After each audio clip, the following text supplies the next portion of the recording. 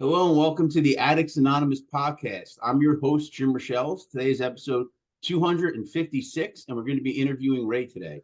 How you doing, Ray? Good on you, Jim. I'm doing well. Glad to have you on the podcast. Yeah, glad to be here. So you're coming in from South Africa, right? That's correct. What part of South Africa? I say right here by the Tolton International Raceway. That's in Krugersdorp, Tolton, Krugersdorp. But it's close to Joburg. I'm originally from Johannesburg. Okay. Yeah. All right. So let's get the party started here. Let's talk about you. Tell me about your childhood and growing up. Okay. I was born on the 12th of January 1972. I was born into an ordinary dysfunctional South African home. My father being white and my mother being Cape Malay. Your mother So being what? my mother was Cape Malay, and my What's father was cooking? white. Your mother was white. Yeah. So Cape Malay is from Cape Town, the Malaysian people in Cape Town. Okay. I'm a Muslim myself, yeah. Okay. So anyway, like I said, grew up in an ordinary dysfunctional South African home. My father being a drunk. My mother, definitely, she was none of the sorts, no alcohol, no drugs, none of that sort of stuff. So your mom was Okay, sober. so sorry. So you said your mom was sober. Yeah, my mother was sober. Yeah. Um. What kind of things do you remember about dad when he was drunk? Well, obviously, by getting violent. He beat my mother up on many occasions. He even stabbed my mother. Something that I'm gonna also something that really suppose was damaging and whatever. He actually stabbed her in her private. Dad throw Yeah, the knife. yeah. Yeah, so that's but I mean, my father was okay. He was drunk. He was very like towards his kids and whatever, like very giving and of course give us money, go to the shop. I mean, those years, I think 10 rand, I think a 20 rand note maybe just came out, and they give you a 20 rand note and make like it was a 2 rand, and go buy Yeah. him a cigarette and come back, keep the change. And he was very. My father would basically take his clothes off to give it to you. That's how my father is. He was very kind man. Yeah, but when So he drank, he he was changed. very kind, but then he was very mean when he was drunk. It sounds like. Yeah, when he's drunk, obviously a personality change. So he became someone else, someone we didn't like. And but my father never raised his hands, even when he was drunk. He never raised his hands to any of his kids. Really, Yeah, that's good. yeah, Did but did he raise his hands to your mother? yeah. He beat my mother up plenty, plenty. Yeah, yeah. Yeah, I don't know. I suppose when I was the day I turned 6, that was my first day of school, grade 1. It was on my 6th birthday. I went to Roseneath Primary School, which is located in basically around the corner from the Hillbrow Police Station. Yeah, I got expelled during the year, towards the end of the year, because at the time, there's all this race and uh, your class in white, colored, Malay, whatever, and we were kept being like classified as white, then colored, white, colored, like white school. So it's put out of the white school. And then never went back to school till about October, September, October, and when it's grade 2. Yeah, but then we went to a private school, went to Marist Brothers. It's a private school, so there any race, any color, creed, religion, whatever you can join, you could attend at school. Okay, so I passed everything went well. So 3, I got expelled from there. And there was also a whole race issue. What'd you get And expelled for? yeah, it was like I'm talking about now. It was a race issue. There was all my father he was working in the country. He was actually working in Botswana at some Botswana, Gaborone, and he came back and he came to actually watch us play sport, and we were like my brother wasn't put on the soccer field and till he was put on as a reserve late in the game. So my mother freaked out and it was because there were black kids and they were put on the field and a lot of long I don't know racial thing, and then we got put out of that school. And then I went to Yale Boys Primary School. Like I said, it was primary school, so only up to standard five. And that's when my in standard five actually that's when my addiction started. I mean, okay, obviously my father, I'd go with him to on the weekends because he was always never in my mother's house on the weekends. He had a farm and he'd go to the farm and we'd go with him and he would give us a beer, yeah, and then. Yeah. But my addiction, I suppose my choice was when it started was in standard five with tip extenders, in Highlands. What was the first thing you tried? Tip extenders, in Highlands, Inhalants? the I don't know, thinners, Tipex. I don't know if you know Tipex is. I don't know, we call it Tipex in South Africa. To raise like in your writing school, and you make a mistake and you use this like white paint to The cover it up. whiteout. Yeah, we call it whiteout. Yeah. Okay, yeah. So the thinners, that was, we used to put on a school tie and like suck on the tie, and And sniff yeah, it. yeah, and also like spray and cook, it was also we used to spray and cook like an oven cleaner and it's sprayed into a plastic bag and then you'd suck it in and out and you get goofed, get high, and yeah, and then obviously, and then I went to from Yale Boys. It was Anderson of five. We had to go to a high school now, so then I went to Boston Boys High School, and yeah, that's where like my I moved from inhalants to marijuana, to cannabis, and then I just progressed further, and the goalposts moved. Like then it became Mandrax, methadone, buttons we call it. So sleeping tablets that you crush and you smoke it on your marijuana. Put on your marijuana and smoke it, What kind of tablets were and they? then yeah, it was a sleeping tablet, Oh, Mandrax, and you'd sleeping crush. tablets. Yeah, you'd crush it and then you'd put on your marijuana pipe and you'd obviously light the pipe and couple and then you'd kill the pipe, put some more on and you'd light the pipe with the matches. Yeah, yeah. So that was and then from there eventually when I was in I think so 16 or whatever, I started smoking crack cocaine, Well, maybe not started smoking, but it's first introduction to it, But I was more into the Mandrax, from till about the age of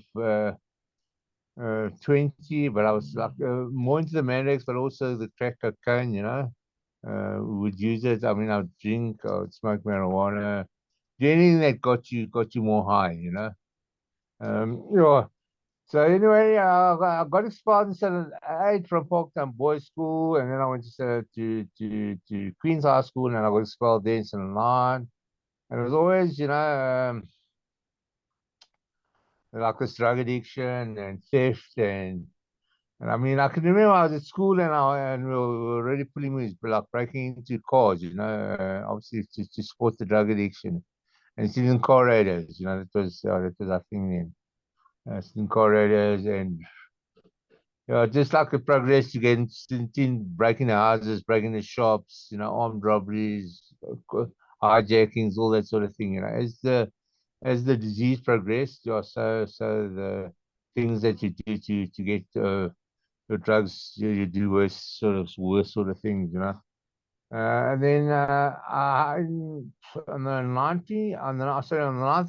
9th of March 1992, I was 20 years old. I had a bike accident, and so it left me in a coma for 2.5 months, 10 weeks, and I was left paralyzed on my left hand side, You were and on I what? thought. I said I had a bike accident, a motorbike accident. Oh, bike accident. I started at 170, so that's back wheel going over the front wheel, And I was in a coma for 2.5 months, left paralyzed on my left hand side. And then I thought I would never, okay, Dr. Sarah said I'd never walk, talk, all that sort of stuff again. I'd be a vegetable for the rest of my life. And that like advised my mother to get a like family, put me in a home, and my mother refused. My mother nursed me back to life. Thank God for my mother.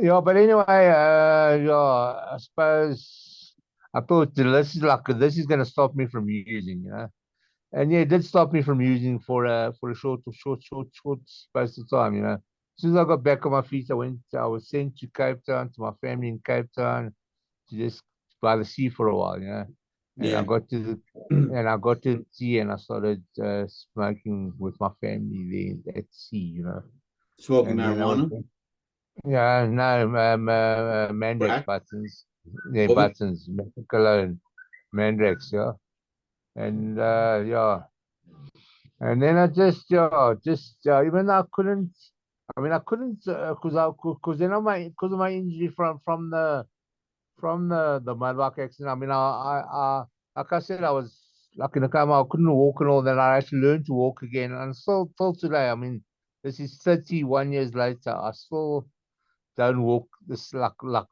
normally, Like I still walk. I mean, I walk all this, but sometimes like I lose my balance, Like my hips doesn't swing properly. So I can't run like I used to run. I mean, like I've always got a so-called disability, and so I couldn't actually like pull moves at that time, Pull moves I couldn't break into houses, steal rocks. I couldn't run away, So I'd have to do I'd wheel and deal, and buy this and sell this, stolen goods, buy something and sell it there and whatever, and even buy and sell drugs, it was whatever I could do to get money to use drugs, yeah. So that things like changed for me and it slowed me down a bit, like I used to curse God all the time, like, why you do this to me? Why you put me in so much pain? Why do I have to suffer like this? You should rather have taken me away and all. Like I was playing victim, And then like today I believe it's a blessing in disguise, because if I hadn't had the accident, I would be sure, I'd be in prison, dead, whatever, I'd be in one, I wouldn't, my life wouldn't be the way it is today. I wouldn't be clean, yeah. Yeah, that was basically my life, It was always just finding ways and means to get more, and it didn't work, like every rehab I went to, I would get kicked out of, because of violence, because I get violent, because when I withdraw, I go, sure, I'll be another person. And thank God I found recovery, and that was when I was 26. I cleaned up, I'm 51 now. what So made you yeah. want to clean? What happened at 26 that made you want to clean up? Well, I was married at the time, and my wife was a drunk, She would drink, and I would drink with her, and I would smoke Mandrax tablets and marijuana, whatever, and crack cocaine. I'd do whatever, And then I was an abusive person, at the time, and I would abuse her uh, verbally and physically and emotionally. And she went to work and she never came home. She never ever came home. And until today, I still haven't seen her, And this is like 31 years later, I mean, I got married the one Friday. So it was the 29th of, I think it was a Friday or the Saturday, the 29th of November. And the next week, Friday, that's it. She never came back home from work. That was gone, She And took like all I her say, I haven't things. seen. Sorry? Did she like pack up and take all her things? No, she left all her things. She went to work and never came home. And that was it. She ran away. In other words, she ran away from me. I mean, I mean, obviously, I'd been getting like I got letters and whatever from her, and her work phoned me and all the shit, the bosses and whatever. They didn't want to have anything to do with me anymore, and and all this sort of shit, and her daughter as well. And because she was 10 years older than me, or uh, 12 years older, sorry, 12 years older, man. Her daughter was 10 years younger than me, you know. You know, I suppose it's just like my mother was 10 years older than my father as well, you know. It's just, yeah, I don't know. So it's, I mean, because as far as I know and I've learned, addiction is a hereditary disease, you know, and you know, I'm not saying I was born with a pipe in my mouth, you know, but I was born self-centered, obsessive, compulsive, you know. And it's just like I like to say, my mother never drank and used drugs, whatever, but she was also self-centered, obsessive, and compulsive. She had this disease as well, you know. Definitely, my father, definitely, you know, you know. So basically, that was it. I mean, you know,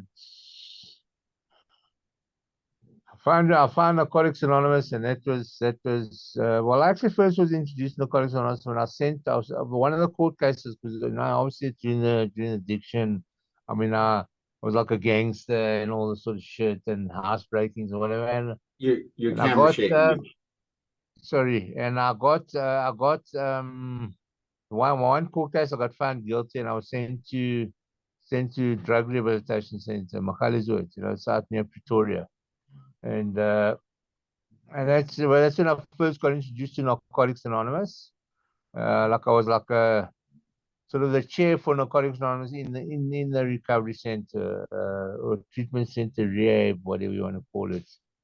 And yeah, and then you know, like I had a friend of mine actually, a friend of mine that he was clean now, and he was in Narcotics Anonymous. He was clean for a year or two already, and he came as like a speaker in at the rehab, you know. And then I thought, this is like, if I'm going to meet all my friends, and it's like, what do we know? We know drugs together, you know, and we end up using, you know. Yeah, but so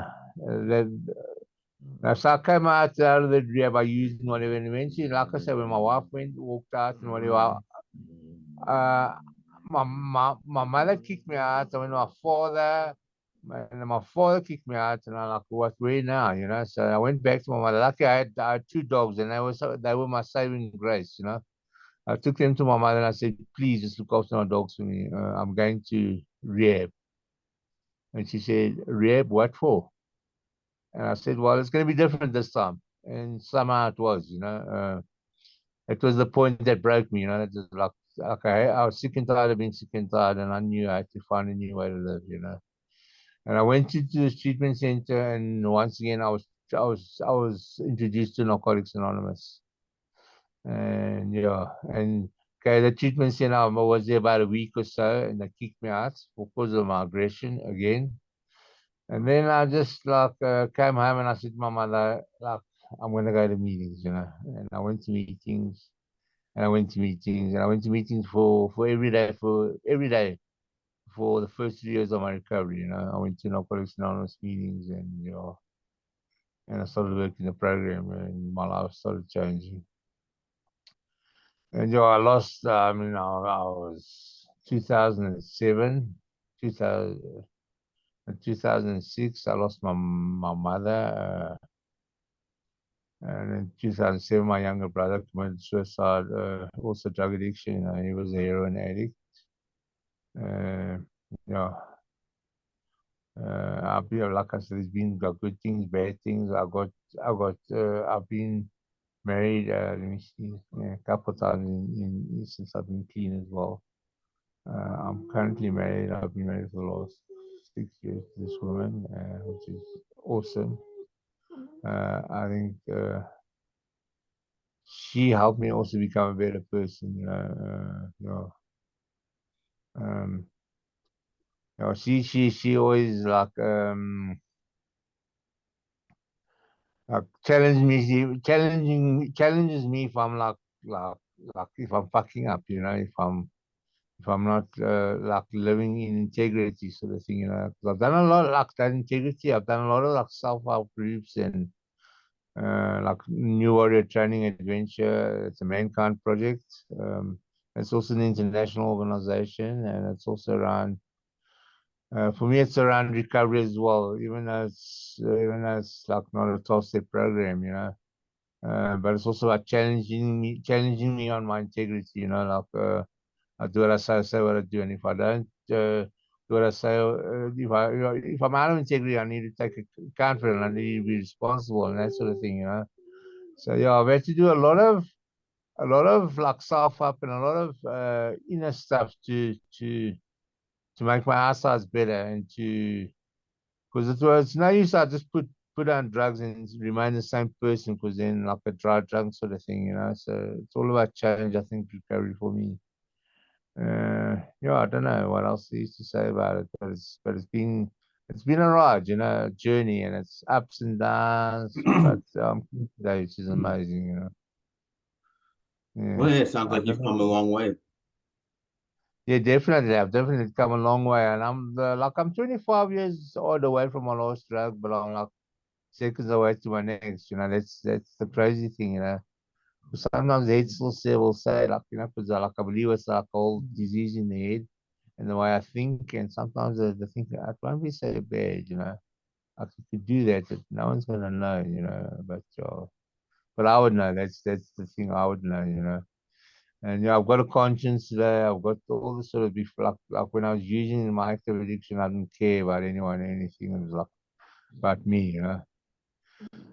Yeah, so yeah, about changing and just doing the next right thing, I suppose, you know. Yeah, Well, that's all we can do. yeah, absolutely. So it seems like you've been through a lot. So I have one last question for you. Do you have advice for people that are watching and listening to you? Yeah, yeah, definitely. I would say if you drugs, all drugs really is for me, or it is what it is for me. Anything that I got to show, I got a couple of scores. Well, actually, a lot of scores, you know, to show from my drug addiction. As you can see, my fingers have been chopped off because of me. Well, I got kicked out of rehab. I put my hand through a double-sided window. So that's what it is. It's just really a story, you know. So all you gotta have to show after is stories, you know what I mean? If you don't lose your life, if you either go to jail, it's like jails, institutions, or death, you know, or you're gonna find a new way to live, you know, and yeah, especially for the younger ones, you know, yeah, it's not worth it, you know, drugs and that, it's not worth it, you know. You need to live life, and if you think you need to live life using drugs and alcohol to live to have a fulfilling life, then you're doing it wrong, you know. You Yeah. need to, yeah. I don't know. It's just about find recovery if you're using that. Find recovery if you can. Just you don't have to go there. I've been there for you, and you can learn from other people like me. You know that drugs is like it's a demon. You know what I mean? Drugs and alcohol is from the devil. Yeah.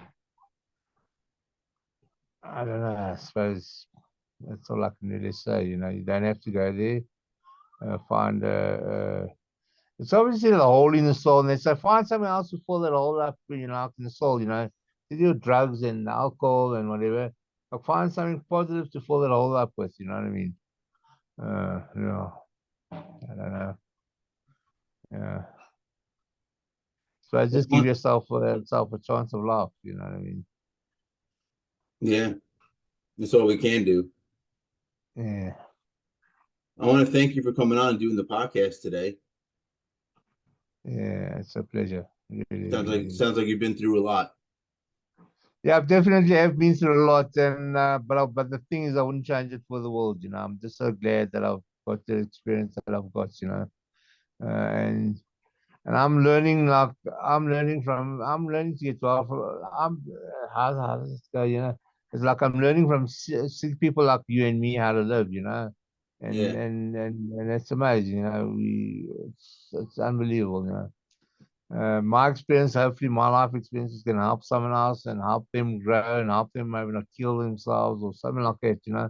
Because I believe like my whole life thing has been there's a purpose for it, you know what I mean?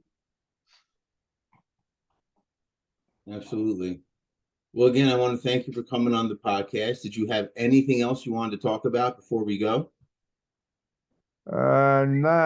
I think I've spoken enough. I think it's just your just like I said, get your ass to meetings and don't pick up no matter what. It's not that first, not the 10th drug that gets you into shit. It's that first one. You don't pick up the first one, not get into the 10th one. You know what I mean?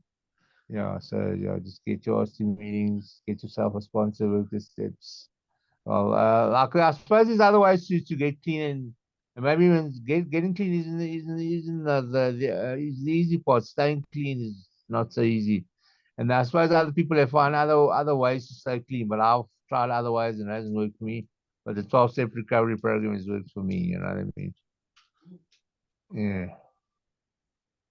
All right, my friend, do me a favor and hang tight. Just gonna do a little sales pitch for the group before we go. Okay. So, all right. Thanks for coming on again. And for everybody watching and listening, if you like what you saw and heard, go below, give us a like. Also, subscribe to see when we upload new videos. You can check us out on all social media. We're on Twitter, Facebook, TikTok, Reddit, Instagram, you name it, we're on it. I also suggest checking out our website, which is www.addicts-anonymous.com. There's plenty of free resources as well as free literature. Also, Addicts Anonymous has a book that has just been released. It's available on Amazon and Kindle, and it's going to be available next week on places like Walmart, Target, Barnes and Nobles, and things like that. But it is available right now on Amazon. It's called Addicts Anonymous, Our Stories. Hope you guys can pick up a copy and enjoy it. So that's all we have for today. I hope you guys enjoyed this podcast, and we'll catch you next time.